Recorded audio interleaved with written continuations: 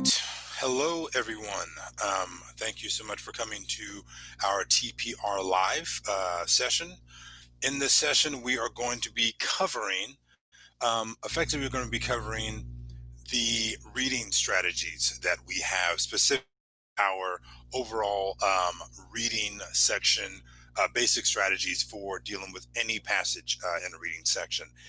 And I could have chosen a bunch of different areas, but I chose this one specifically because in my experience as a SAT instructor and tutor, this is a section that causes the greatest amount of difficulty because unlike math and unlike even grammar, there are not as easy answers of, this plus this equals this.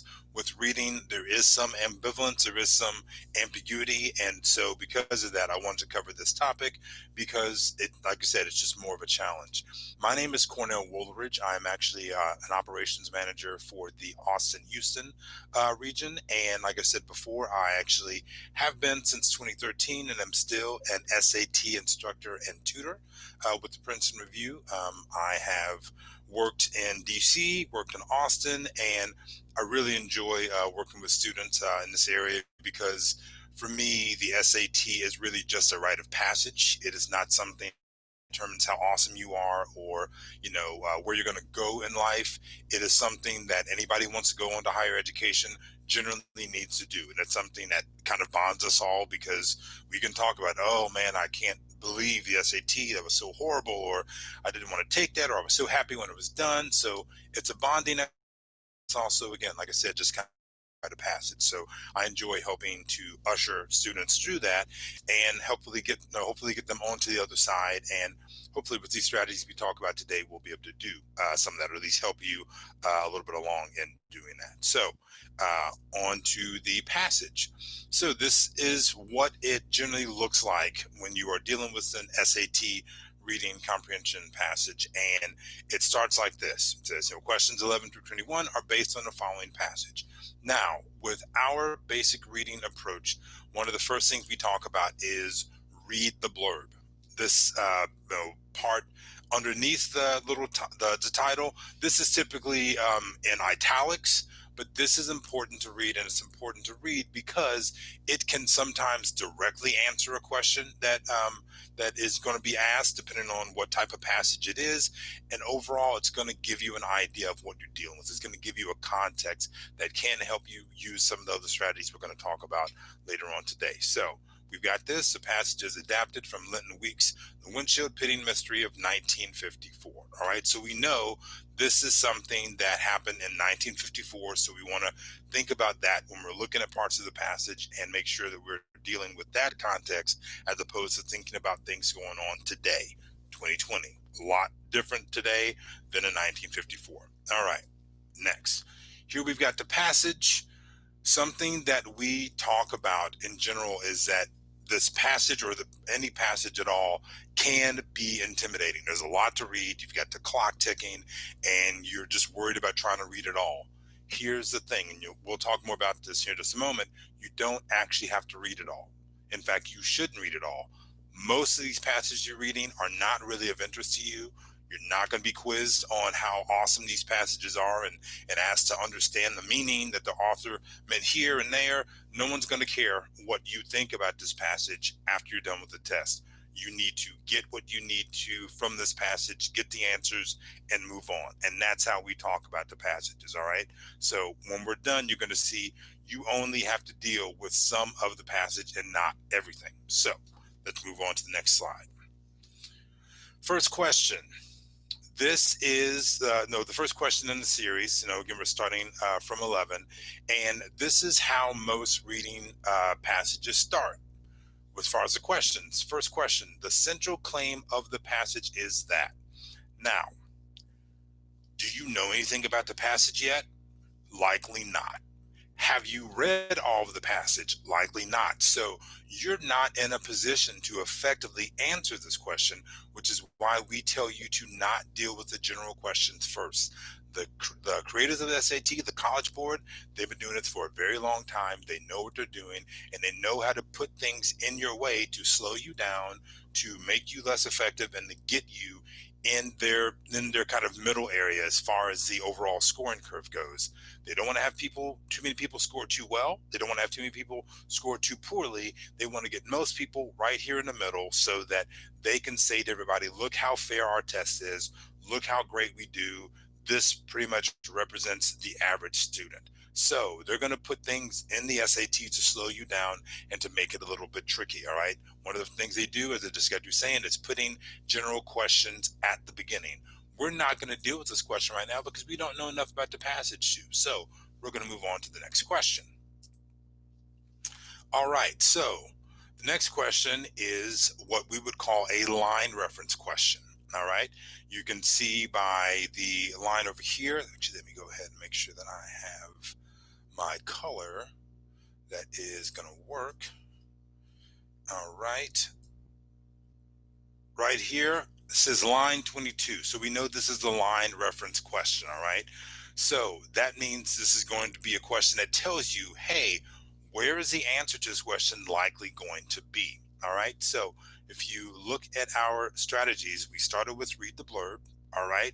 The next is select and understand the question. That's what we just talked about as far as understanding. You're going to leave the general questions till the end, and you're going to deal with the specific questions like line reference questions first. So, all right. So now we've got a line reference question, and we're going to look at this. And it says the author most likely mentions a Canadian scientist, line 22, and the Utah resident, line 26, in order to what? All right. Quick tip: you see in order to, don't worry about that. That's just fancy language to get you thinking, what do they mean in order to? Just know they're saying why. Why does the author mention the Canadian scientist and the Utah resident? That's what the question is. That's all they're asking. So let's go ahead and look at this. Let me go ahead and change so that I'm dealing more with a pen. All right, so starts at line 22, which is going to be, right here. What we do is our step 3 is you want to read what you need. What that means is you want to deal with the window. The window that we call it is generally about 3 to 5 lines above and below whatever line references are being referred to in your question. Here we've got a couple. So we've got line 22 and line 26. So for us, the window would start here. Oh, let me make sure that I've got the right color here. I'm so sorry about that. There we go. I want to pick this. All right, excellent. So the window is going to start here at the very beginning of the graph. If we were looking at a full passage, we'd have, maybe more information above that. But generally, when it comes to the window, you want to start no further up than the start of your graph. So we've got here, starts at the United Press in New York. We start there, and then we want to go on to, we will go ahead and have the window be here. All right. So we're not worrying at all about of pitting, decrease everywhere and all that further in the graph. We're just worried about this part of the graph. All right. So go ahead and look at that, and go take a moment and let me see what people's guess will be of the answer to this question, which is, why does the author mention the Canadian scientist and the Utah resident? Give you all just a moment.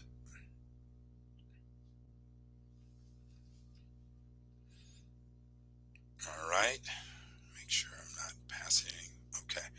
So while you all are thinking about that and looking at the passage, we're going to look at our next step. So the first step is read the blurb.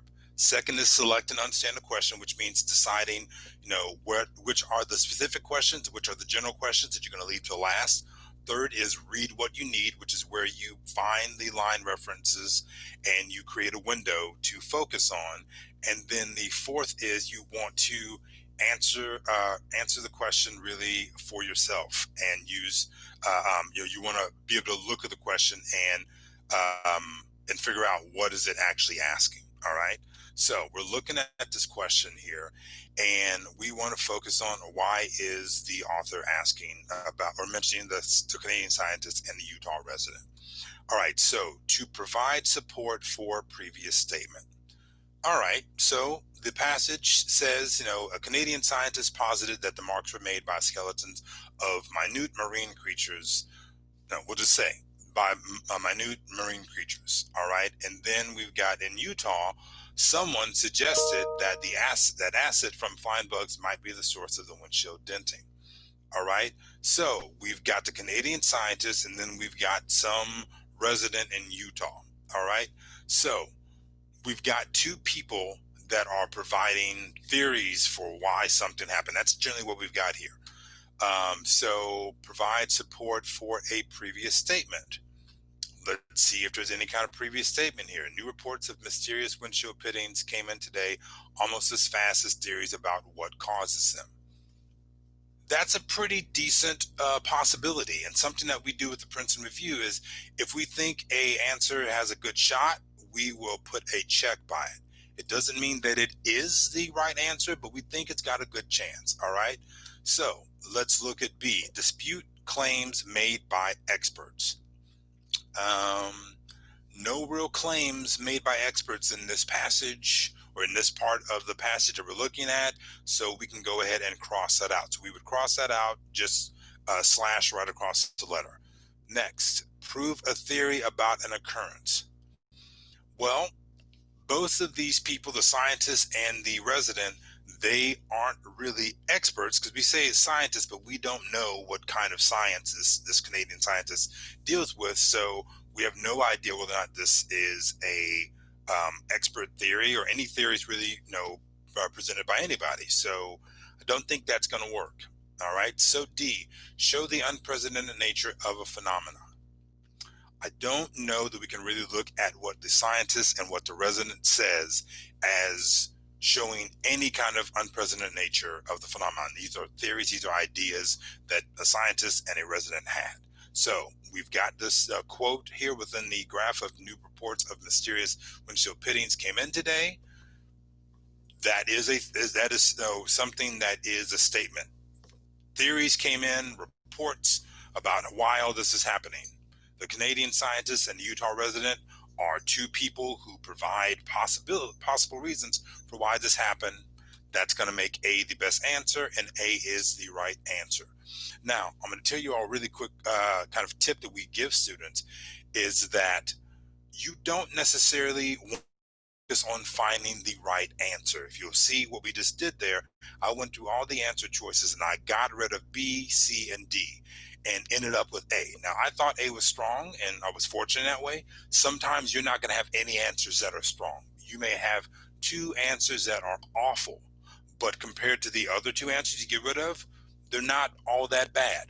So you don't want to get caught trying to look for the best answer because, again, the College Board, they're very sneaky, they're very good. They know how to create answers that are just so impossibly vague that you really can't decide what's the best answer. So you're going to be better off trying to get rid of bad answers. And hopefully, if you're able to do it well, get rid of three and just end up with what's left. You don't even have to absolutely know why that's the best answer.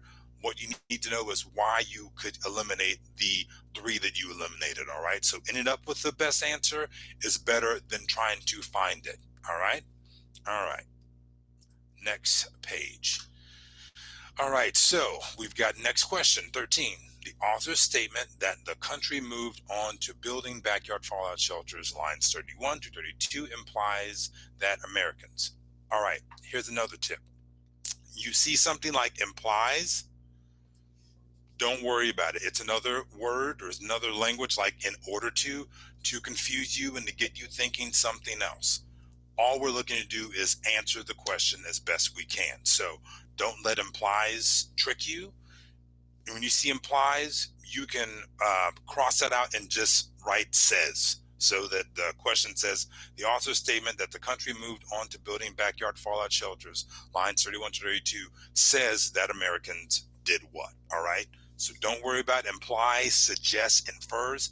Anytime you see any of those words, cross out that word and just write says, because that's really all that is being asked. Don't get caught with those words in tricky language. So we've got lines 31 through 32. That means our window is going to end here at the bottom because, of course, we're already so far down. And then we got 31, which is right here. In general, I think we can probably draw the window right here. All right. It doesn't have to be perfect. You're just trying to do what you can to get an idea of where you want to be reading so you're not reading more than you need to. All right. So this is asking about why did the author or what did the author say that Americans did when making the statement, country moved on to building backyard fallout shelters. All right. So let's look at the window. The air by hydrogen bomb testing in the Pacific Ocean. And then in Utah, someone suggested that acid from flying bugs might be the source of windshield denting. But a Brigham Young University biologist disproved the theory. The Provo Daily Herald reported on July 27th, as the summer rolled on, reports of pitting decreased everywhere and the country moved on to building backyard shelters.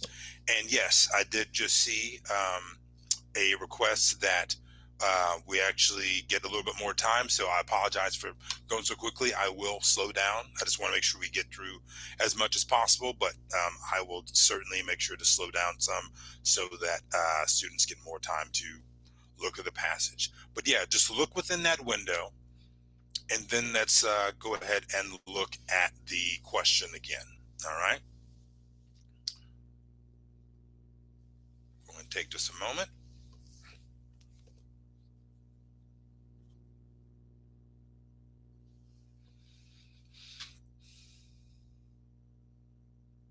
So if you're still looking, that's fine. Now, we created this window, and in this case, I don't really think the window, that even everything we have in the window is necessary.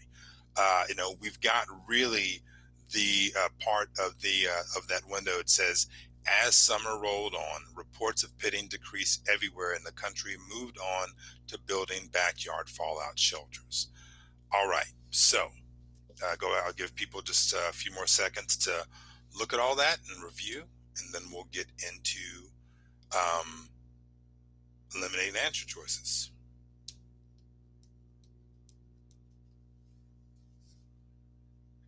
All right. So overall, the question's asking, see, shouldn't the lines after lines 31 be there for, you know what? That's a great question. The question is, no, shouldn't the lines after 31 through 32 be there for more context? Yes, and I would say more for just kind of clarity of purpose and direction. We don't have as much of the passage, but this is really to show you that there are going to be times where, um, you need to determine, okay, does my window need to be big? Does it need to be small? In this case, I'm pretty certain that that the line that ends with shelters is actually the end of this graph. And so because of that, if you actually see, we actually are reading more of the graph that we actually dealt with the earlier question 12. So we gave you more lines to kind of see, okay, do we need more of this information before lines 31 to 32? Or do we need, really just the lines? Just like I was saying earlier with the last question, your window can, for the most part, stop at the end of a graph or at the beginning of a graph. So depending on where you are, if you're like in a large graph within a passage, then if your window is going to take you beyond the start of a graph, just stop at the start. If your window is going to take you beyond the end of a graph, you can generally stop at the when you get to another part of the passage.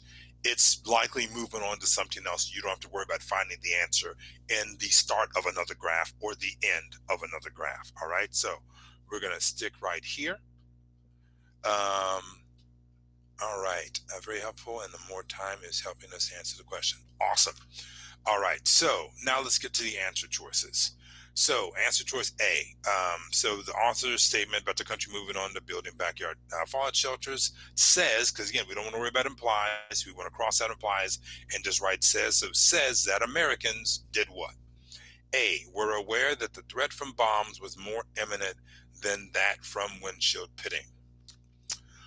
That is a tricky answer. That's a tricky answer because it takes in what you generally know about human nature and what you might think about outside of the context of the passage, and that may not be where you want to go. But we're going to do this.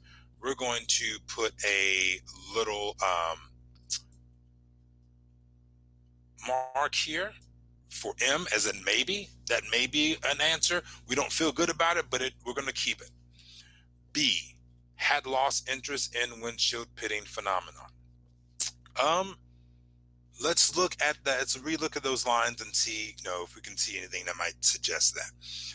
As summer rolled on, reports of pitting decreased everywhere, and the country moved on to building backyard fallout shelters. So for me, what I notice that's pretty key here is the words moved on. All right. So moved on. If you think about life, if you really enjoyed one video game that you loved playing and you had played that for a month straight, and then you move on to another game, it generally means that you're deciding, that game's fine, and I'm not as interested in that as I am in this other game. So a case could be made that the Americans had lost interest in windshield pitting phenomenon because they were on to doing something else like building fallout shelters, because at this time we were still worried about the Russians potentially bombing the United States because of the Cold War. So I think that's actually a pretty strong answer, which is why I'm going to give that a check. And let's move on to the next one. C, needed a place to be protected from nuclear fallout. Well, that could absolutely be a possibility. However, we want to look at the passage. Nowhere in this passage does it actually say anything about Americans knowing that they needed a place to be protected from nuclear fallout. So we don't know that they had decided that they needed this. This was a need. And that's kind of the key word in the answer to us is needed a place to be protected from nuclear fallout. So I don't think that is as strong as A or B, which means we can get rid of it. All right. That's something else you can do. Compare answers to each other. If you have an answer that you've kept and then you go on to another answer and you're like, I don't know that this is wrong, but I don't like this answer better than I do, one of the other ones I've kept, get rid of it, because that means it's not as strong as the ones you've kept, so it's not going to work. All right. So now let's look at D. Did not yet have fallout shelters in their backyards. That's an assumption. And I say that's an assumption because for all we know, maybe people were like, yeah, we got an okay fallout shelter, but it's not bigger. It's not big enough. Maybe when we built it, we only had one kid, but now we've got 2 or 3 kids, and we got to have more space. So we're going to build a bigger, or we're going to improve our fallout shelter. So that answer seems good, but there's some assumption in that answer choice. So we're going to go ahead and get rid of it. And also, I don't think we like it better than A or B. So let's look at A and B again. Let's compare them to each other, because this is what you want to do. Sometimes you're going to be left with 2 answer choices. You're not always going to be able to easily eliminate 3 answer choices and be left with 1. So you've got kind of a 50-50 situation. But let me just remind you that choosing between 2 answers is much better than choosing between 4. So if you just had to guess, you've got a 50-50 shot of getting that answer right than a 25% shot, which is what you get with 1 out of 4. All right. So you're already ahead of the game. So let's look at these answer choices. We're aware that the threat from bombs was more imminent than that from windshield pitting. Had lost interest in windshield pitting phenomenon. The thing that gives me cause for a pause on answer choice A is this: more imminent. Nothing in the passage says anything about threat from nuclear bombs being more imminent than windshield pitting. So we don't want to go there. That's kind of a trap. More imminent means they knew that it was more of a danger. Well, pitting, according to this article, was happening all over the place. That seems like it was more of a threat than nuclear bombs. So for that reason, we're going to go ahead and get rid of A, which means B is the correct answer. All right. hopefully you're starting to kind of get the hang of this process. All right. So we've already read the blurb. We're now in the process of selecting and understanding questions. We're doing the specific questions first, and now we're reading what we need with the window. We are actually predicting the answer, saying, okay, what do we think makes sense here? And then we're using the last part of the process, which is what we call process elimination. That's when we've been getting rid of answer choices, pitting answer choices against each other to ultimately be left with the right answer. We're not looking for the right answer. We're being left with the right answer by eliminating three other ones. Okay. All right. Next question. Make sure I'm not missing any questions over here. Okay, good. So question 14. This is great. Question 14 is what we call a vocab in context question. If you're old like I am, you remember a time when words like exemplary were considered SAT words. What that means is this was a word that you wouldn't hear in common language, you wouldn't hear in a conversation between two people, but you would actually only come across this word or likely come across this word on the SAT because there was a lot of vocab tested. There were analogies and metaphors and all that. They took that out and they made the test a lot less focused on specific vocab testing, but this is one of the ways that they kept the vocab in the test was through these questions. Now, what makes these questions tricky, even I'd say in some ways trickier than analogies and metaphors, is that they use words that generally everybody knows, and they use different definitions. So instead of if you were to say something like the word sober, well, the word sober in most cases is used to refer to somebody who is clear-minded and is not at all affected by alcohol or something like that. However, on the test they may be using sober to talk about an event that's going on that really makes somebody stop and kind of take stock of what's going on and be a lot more introspective, or maybe go from being excited to maybe not as excited. So that would be kind of a secondary definition of sober as opposed to the primary definition, which was what I talked about first. So that's how these questions can be a bit trickier than just standard vocab questions. However, we're still going to use the same tactic that we've been using before. So we're going to look at the question. It says, as used in line 41, common most nearly means. So don't worry about the most nearly means. You're just trying to figure out what they mean by common. All right. So what we do is we actually will find the word in the test and we tell students to cross it out.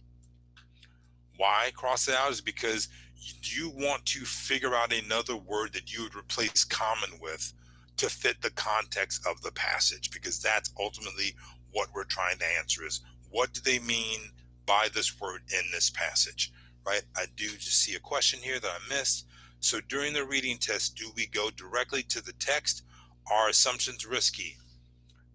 So those are two really great questions. You don't want to go directly to the text. You actually want to go to the questions, and what we recommend is that you find all the questions that are specific and you want to circle those, or you want to find a way to distinguish the general questions from the specific questions. So it may actually be easier to circle the general questions so okay, I'm going to save these till last, and all the ones that aren't circled that are specific questions, I'm going to take these on in order. So we would say go to the questions first so you can distinguish which ones you're going to deal with first, and then we'd say go to the text. And you really want to go question by question like we're doing now. As far as the next question, are assumptions risky? Yes, assumptions are very risky. What I would say is if you have to make a case for an answer choice, if you have to really decide and determine, here's why I would give this answer, here's why this answer could make sense, there's a better than not chance that it's wrong. You shouldn't have to make an argument for an answer choice to avoid assuming, oh, well, this is what they mean.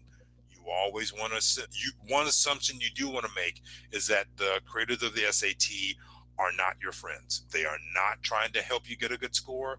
Like I said before, they're trying to get you right there in the middle so that you can be like the average student, which makes their test look good. The bigger that their middle section looks on their curve, their scoring curve looks for all tests that are taken at any given time, the better their test looks. All right. So the only assumption you really want to make is that the people who create the test are not your friends. And also the assumption you want to make is that the answer to the question is going to be found within the text, not outside the text, not out in the world that you live in, but in the world of the passage you're dealing with. All right. All right. So let's go back to the question. We have got the word common. We've crossed it out. And now let's come up with another word for common. If you have more people, any phenomenon starts to appear more common if you focus on any one event or behavior.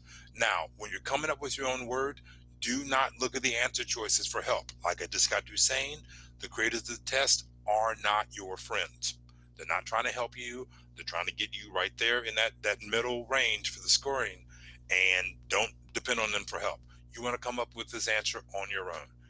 The answer that I would come up for a common would be, let's see, if you have more people in your phenomenon start to appear more common, I would say more often. So if you have more people, any phenomenon starts to appear more often if you focus on any one event or behavior. All right. So that's what I'd say is often. So if we were doing this like a regular test, we would tell our students, hey, make sure that you write the word that you came up with instead of the word asked. Make sure you write that by the question so you can use that to compare your answer choices to. In this case, my word is often, so I'm going to use that as a comparison to the other answer choices.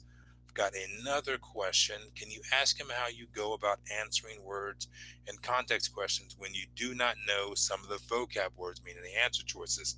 That is probably the biggest issue that students have with these questions. And here's what I'd say. The only real way to do that is you want to try to eliminate as many answer choices as you can. And then, if you're stuck, you're going to have to guess, but do the best you can to get rid of answer choices that just don't make sense from words you do know. And then if you're left with two, or even left with three, if you can get rid of one answer choice, you still have you've got a 33% chance of getting an answer right than 25, which is still better odds. But overall, what we would say is when you are doing practice questions like this, when you come across a word that you don't know in any question or any passage, anywhere you come across a word you don't know, we tell people circle it and go look it up. Not necessarily right then, but have a note card or something that you are using while you're going through practice questions, and write those words down, because if they show up in a practice test, there's a decent chance they'll show up on a real test. So that's really the best way to kind of prepare yourself, is anytime you come across vocab you don't know, to look it up so that when you come across it again, you won't be lost. All right. Those are really the only two ways.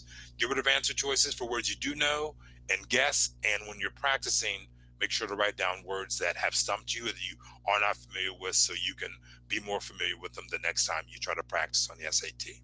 So with this one, I picked often as my word. So now, often compared to tasteless, I don't think I would go with tasteless as an answer. So I'm going to go ahead and get rid of A. Often, popular. Often and popular. I mean, it's a half match, which for me, that's not going to work. So I'm going to get rid of B. So now, frequent. Often, frequent. That's a pretty good match for me. So I'm going to go ahead and put a check here, because that works for the word that I've replaced common with. And then D, inferior. Common is something that is a way that people will call something inferior, say, oh, that idea is so common. It gets used, and that doesn't match the answer that I've come up with, which is often, to replace the word common. So I'm going to get rid of inferior, and the correct C, frequent. All right, there you go. That's how you want to do vocab and context questions. You will generally get one, maybe two of these per passage, depending on how long the passage is, but that's how you attack it. You want to read the part of the passage that is around the word that they're asking about. You want to find that word, cross it out, replace it with your own choice that fits what is being said in the passage, and then you want to take that answer you've come up with and compare it to all the other answer choices. And hopefully you have been able to get rid of three answer choices, and there's one that's left that matches, best matches your own answer, and you're good to go. I've got another question. When answering these questions, should you look for the answer that matches with the passage or the crossed out word? We recommend that you want to not, and this is a great example. Um, you're not looking for an answer that matches. You want to focus on getting rid of words that do not match. And we do say you want to focus on your own word because that's something you're familiar with, and it's going to be easier to compare and contrast other words to something than with maybe another word that you're not as familiar with. So that's why we would say you want to focus on your own answer and not in trying to match it with the passage, because then that means you are having to keep rereading the passage, which is going to take up time. If we were to take all these answer choices and try to replace the answers or replace the word in the passage with the answers, that's going to suck up our time. And then the creators of the SAT are winning, and we don't want them to win. We're trying to get the best score we can, and this is how you do it. All right. But a very, very good question. All right. Next one. Question 15. The passage indicates that an effect of aggregating events is. All right, so this is a question we haven't come across yet. It's kind of a general question. And in fact, I would say this is the form of a general question, but this is not a question asking about the entire passage. That first question, that question we came up with, I think it was 11, that was a general question. So that's asked us to know about the entire passage. This is more of a question that is, it's not a passage wide question, but it is not a specific question. What we would call this is a lead word question. And here's why. The passage indicates that an effect of aggregating events. Now, aggregating events, that's a pretty specific word. In fact, I'd even say that's an SAT word. Again, an old term, but still, SAT word. So you want to find words like this. And if you don't have a line reference, you want to find a word that's going to stand out in the passage. You want to circle it in the question, and then you want to find it in the passage. And you don't have to circle it, but I'm going to circle it here because what you want to do is, you'd be looking at the whole passage. If you were dealing with this question, you're actually dealing with the SAT or even a practice passage. So you want to find, okay, where can I see this word? I'm going to see if I can find this word that's kind of standing out in this question. The only word that's really standing out is aggregating. All right. That's a very specific word. It's not common. It's a word that's going to stand out. So we look at the passage. Oh, bam, here we found aggregate. Now, it's not the same as aggregating, but it's close enough to know, okay, this is where we want to read. All right. I've got a question right here. What if the word you come up with for the crossed out word is incorrect? That would make it difficult to answer the question.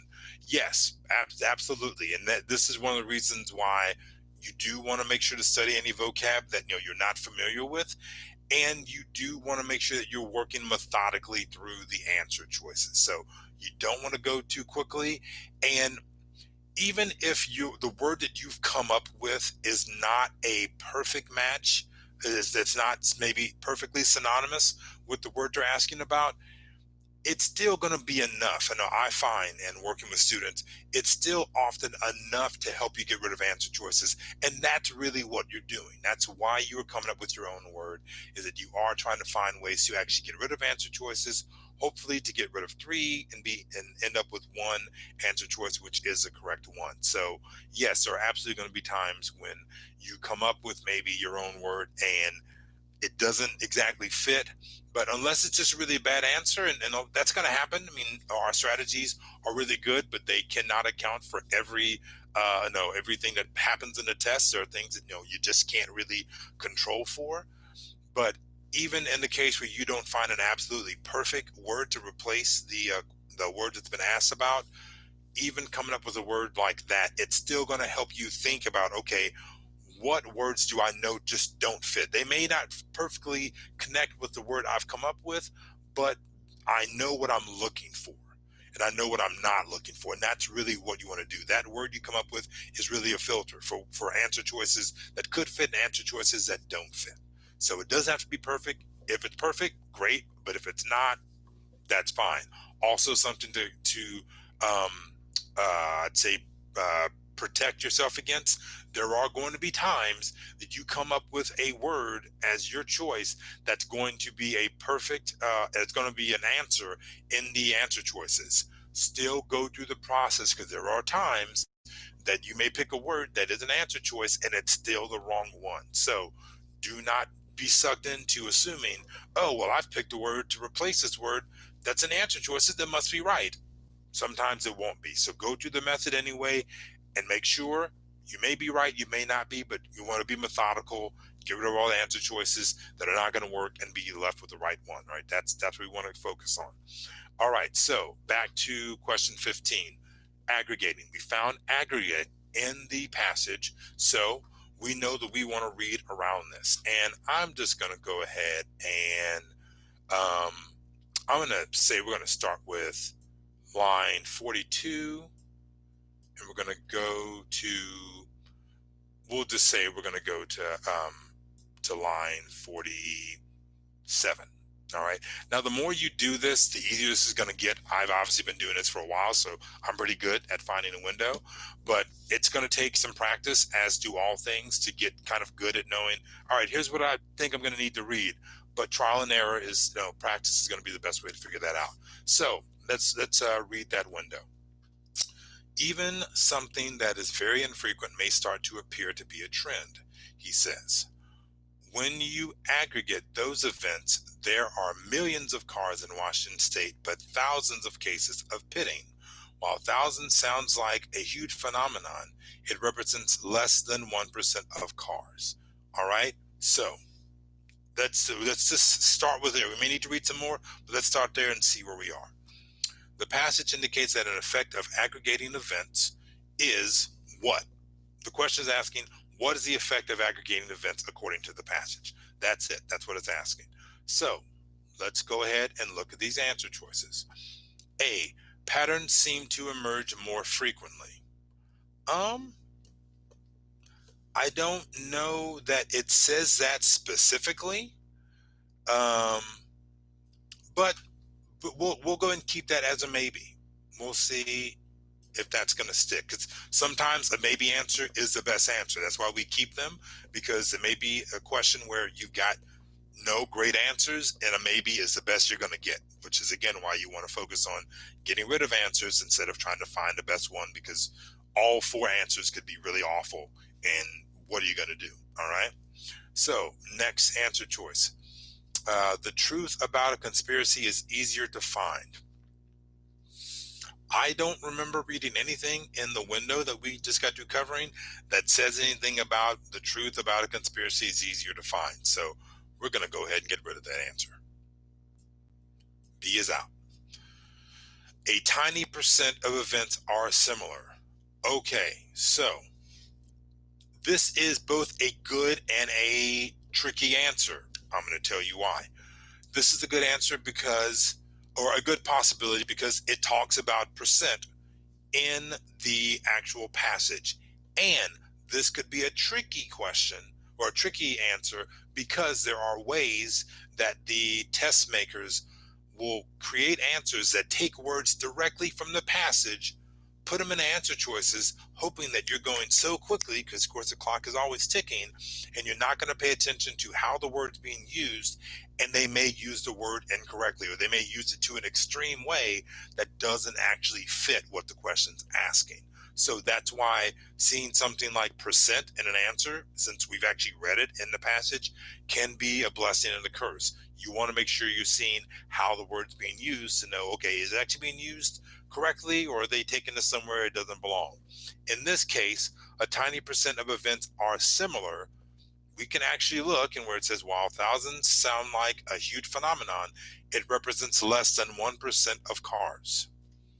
So That's saying, okay, it may seem like it's a big deal, but it's really not. It's a small amount of cars that could be getting pitted that are actually getting pitted. So I'm going to say this is actually a pretty good possibility. Again, we're going to continue, but I think we can put a check by this answer choice. All right, so D, connections between unrelated events can be reported. Um, that really doesn't, that's not really in our passage. It's not, there's nothing specifically that's saying connections between unrelated events can be reported. That's a possibility in real life. When you aggregate events, connections between unrelated events can be reported. That is absolutely something in real life that happens. But we're focused on the passage. The passage is our world. That's all we care about, not anything else. And in the world of the passage, that's not what we see. So we're going to go ahead and get rid of D. So we've gotten rid of B, we got rid of D. Now we're going to compare A and C. All right. Patterns seem to emerge more frequently. A tiny percent of events are similar. All right. So I'm looking at those and I feel like C is going to be the better answer. So we are going to get rid of A and we're going to go with C. C is the correct answer. And in general, a practice that we will go through in our classes is we will actually give examples where we'll take out the answer choices, but we'll just have letters. We'll say, okay, here's a scenario. You've gotten rid of two answer choices and you've got one that's a maybe and one that you feel strongly about. What are you going to do if you have to make a decision right there? We're going to suggest go with a strong answer, because if you've got an answer you feel good about and another answer you feel, it may work, you go with a stronger answer. Now, if C had been a maybe, then we would have said, okay, you've got two maybe choices left. Reread the passage if you have time, or the part of the passage you have time, and see if anything in there can eliminate another answer choice. And if not, then you just have to guess. But again, you're still guessing 2 out of 4 instead of 1 out of 4, which are much better odds. All right. So let's move on to the next question. Question 18. The author most likely mentions War of the Worlds in line 73. And all right, we've got another line reference question, which hopefully by now we know these are going to be easier questions to deal with. So we've got line 73. We also actually have War of the Worlds. So even if we didn't have line 73 in this question, we still could use the lead words of War of the Worlds to find it somewhere in the passage. So we're good on two fronts here. But so we've got the saying the author most likely. So again, the question's asking, why does the author mention War of the Worlds in line 73? That's the question. Why does the author mention War of the Worlds in line 73? We won't worry about most likely. We aren't worried about in order to. Simple question. Why does the author mention War of the Worlds, line 73? So line 73 is going to start with War of the Worlds. And since we are actually dealing with, this is actually kind of the beginning of a passage, and that is line 73, our window is going to be right here. We're going to start here, and we're going to go, I'd say, all the way to line 70, what is that, 79. We probably don't need to be that big likely, but we'll do that just to be safe. So let's go ahead and take a moment and look at this window, starting with War of the Worlds and ending with So Might These Pits. All right. And while you all are doing that, I've got somebody asking another question. How reliable should I use my gut, the feeling during questions like these? I'm going to assume that you are asking maybe about question 17, but I'm going to give a general answer. As far as your gut, you want to avoid your gut. I know that sounds really counterproductive. You're like, wait, we're always told to use our gut, that our gut instinct. And again, you want to remember that the test makers, they know you. They know high school students. They know how you think. They've literally spent their lives, their professional lives, figuring out how do high school students think? What are their tendencies? What are they fooled by? What are they going to easily pick up on? And so they taken all that knowledge, spent all these hours creating these tests, creating these questions to take advantage of how you all generally think. So they have a pretty good idea about what your gut is, which is why following it can get you in trouble because you're likely going to fall into any number of traps that the test creators have set for you. That said, the more that you practice, especially, of course, we're TPR, we are a test prep company. The more you practice our strategies, whether it be in class, the cracking book, or what have you, the more you practice our strategies and get used to understanding how the SAT works, the better your gut might be. So I would say, in general, you don't want to trust your gut on the SAT. And after you've practiced and have really gotten a good idea of how the SAT works, going with your gut if you have to is going to be a better thing because you're going to be protecting against any number of traps and okay, wait, no, I don't want to do that because they're expecting me to do that. So it's kind of a two level answer. Until you've practiced the SAT enough to know how it works, I would say do not use your gut. And even then, only use your gut when you absolutely have to after you have practiced the SAT quite a bit. All right. All right. So, um, let's go on with the question. So the author mentions War of the Worlds, line 73. Why? Let's look at some answer choices. I do see the question, and I will get to in just a moment. We want to go ahead and go through some of these answer choices since we're getting kind of close to time, and I want to make sure we can try to get to as many as possible. But we'll see. The author most likely mentions War of the Worlds, line 73, in order to, or why is the author mention War of the Worlds? To argue some cases of mass hysteria are legitimate. I don't think that that's what the passage is saying. In fact, if we look at line 74, it says how the media emphasizes the few real cases, so few real cases of hysteria.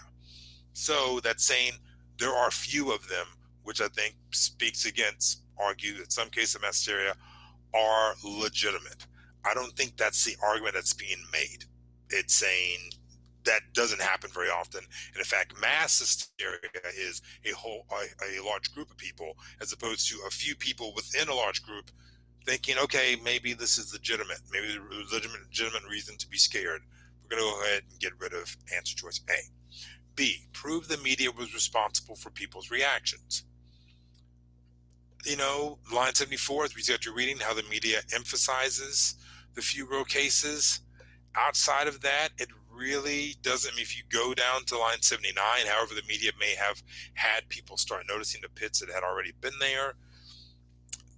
I don't think it's saying the media was responsible. It may be saying that they have some culpability, but it's not laying the responsibility at the media's feet. That, in fact, that's not why the author is bringing up War of the Worlds. I don't think that's an example of the media being responsible. It's just saying the media emphasized cases where people were hysterical, but it's not necessarily responsible for them. So we'll go ahead and get rid of B. C, point out that most people were not upset by the broadcast. Let's look at, starting from War of the Worlds. War of the Worlds is a wonderful example of how the media emphasizes the few real cases of hysteria without recognizing that the vast majority of people knew the radio program was fictional and did nothing. So, point out that most people were not upset by the broadcast. I'd say that's a pretty strong contender. So we're going to go ahead and put a check by that. D, criticize the media for failing to recognize the program was fictional. I don't really see any criticism going on here. I mean, the media is mentioned, but I don't see the author criticizing. I certainly don't see that as a reason why the author mentions the War of the Worlds as an example to criticize. So I think we can get rid of D. The answer choice is going to be C here. All right, so let me look at the question.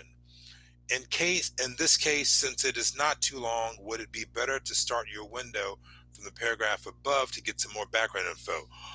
No, that's a perfectly fine question. And I'm going to say no, because again, you only want to read what you need. The steps we talk about: read the blurb, select and understand the question, read what you need. That's step number 3. And then answer the question in your own words. And last, process of elimination. The third step, key: only read what you need. The reason we talk about this strategy is so that you can see throughout a passage, all right, there were maybe 6 or 7 lines or sentences I didn't really need to focus on because they weren't helping me answer my question. You are only reading parts of the passage that are going to help you answer the question. That's it. They're not that interesting. You really shouldn't care about the passage other than answering questions. So no, I would say even in cases where the window is pretty short, that you want to read above, because it's just going to be a waste of time. All right. The window is to help us focus on what we need versus what we don't need. All right. Next question. In fact, this is a great example of a paired question. I definitely want to make sure we talk about one of these, because these are one of the, I'd say it's the newest version of a question that the SAT has introduced into the reading section that can be tricky, but we're going to talk about why they're not that tricky. All right. So we've got question 16 and question 17. The way paired questions work is you're always going to get an actual question. So it's 16, according to the passage, what percent of cars in Washington suffered damage? All right. And then you're going to have a second question that's paired. Which choice provides the best evidence for the answer to the previous question? So it's saying, hey, what's the answer to this question? How do you have evidence that this is the correct answer for the first question? These can be tricky, but here's what we suggest. We actually suggest you go in reverse order. Cornell, that sounds crazy. It does sound crazy, but it's not. It's not crazy because the answer choices for the second question are literally parts of the passage you can read to find the answer that's going to be the answer to question 16, or to the first question, 16 in this case. So let's actually do that. All right. We've got 16 asking about what percent of cars in Washington suffered damage. All right, let's look at it. 17. Which choice provides the best evidence for the answer to the previous question? Lines 6 through 11. Do we see Washington State? We do see Washington State. So at that town, Bellingham, where tiny holes, pits, dings seem appear windshield of the cars. That doesn't say anything about percentage. So A is not going to work. We can go ahead and get rid of it. And we're going to move on to answer choice B, lines 15 through 18. In Canton, Ohio, do we see anything about Washington? No. Now, you see Hagerstown, Maryland, that's close to Washington, D.C. I know that because I've lived there, but that's not really what we want to care about. That's not talking about cars damaged in Washington, so we get rid of it. Go on to answer choice C. Which choice provides the best evidence for the answer to the previous question? Lines 44 to 48. When you aggregate those up, we've got Washington State. That's helpful. And we've already read part of this passage. So let's look at this. We've got Washington State, but thousands of cases of pitting. While thousands sounds like a huge phenomenon, it represents less than 1% of cars. Okay, we've got percent of cars. That's a pretty strong answer. And we've got less than 1%. So question 17, we've got a place to start as far as an answer, and let's see if we can find a pair or another answer with question 16 that matches with that. According to the passage, what percentage of cars in Washington suffered damage? About 20. That's not what it says. Approximately 10. Nope. Between 5 and 6. Nope. Less than 1%. It says right there, it represents less than 1% of cars. So we now know that D is the right answer, and we know that C is how we could prove that answer, because we've gone through those sections, and that means we can go to D and eliminate it, knowing that C for 17 is the correct answer, and D for question 16 is the correct answer, as we reveal there. All right. Now I know that we are at an hour, and we have one other paired question that we can go through, but we've already gone through one. And I want to make sure that we actually have time to go through the general question, which won't take very long, but it will show you why everything we've done up to this point is really good for leaving the general questions to last. But I will really quickly summarize how we suggest dealing with paired questions. You want to start with the second question first out of the two paired questions, and you want to look through those different passages that are listed in each answer choice and see if you can find any information that actually answers the first question in the pair. In this case, we were looking for Washington State. We were looking for some kind of percentage about cars damaged. We looked through all the answer choices, all the different parts of the passage. We found that C talked about Washington State. It had less than 1% damaged, no cars that were damaged. That's what we were looking for. We knew that C was the answer for question 17, and we knew the answer to question 16 was less than 1% of cars were damaged in Washington State. So you want to start with the different parts of the passage that are going to support an answer to the first question. Use that to find the answer, and then first question. So you really are going in reverse, but the second question is pretty much telling you one of these places, the answer that supports the answer to the first question is going to be. So find it here and then answer the first question. All right. They can actually be quite easy once you find where the answer is, because you kind of get a 2-for-1. All right. All right. So now let's go on to, let's go through all these and get through the first question. Central claim of the passage is that. This is question 11, the first question we saw, but we're doing that last because this is a general question. So the central claim of the passage is that. All right, we've read through all this passage. We've gone through all these questions. We feel like we know this passage pretty well now. A, windshield pitting was a major source of concern for most drivers in 1954. I'm gonna put that as a maybe. It could be strong, but here I'm going to put a maybe because we want to go on to the rest of the questions, and that doesn't absolutely grab me. B, windshield pitting turned out to be nothing but a prank. We have no evidence from the passage that we've read that there's anything about a prank, so that's not going to work. B's out. C, widespread focus on a specific event can make random occurrences seem significant. That also seems like it's a pretty decent answer. So it was saying, okay, a lot of focus on one thing happening can make things that seem random seem like a real problem, which is something we actually read about. In fact, I'm going to actually say this is a pretty strong answer as opposed to maybe. Then D, lack of consensus for an event's explanation can cause hysteria. I don't know that we would say that there was hysteria around this. There was concern, but I don't know that we have proof from the passage there was hysteria about window pitting in 1954. Concern, but I don't know about hysteria, and nor have we proven through the passage that a lack of consensus is what caused a hysteria. So for that reason, we're going to get rid of D. So we're left with A and we're left with C. As we have talked about, we want to go with a stronger answer every time, which means A is out.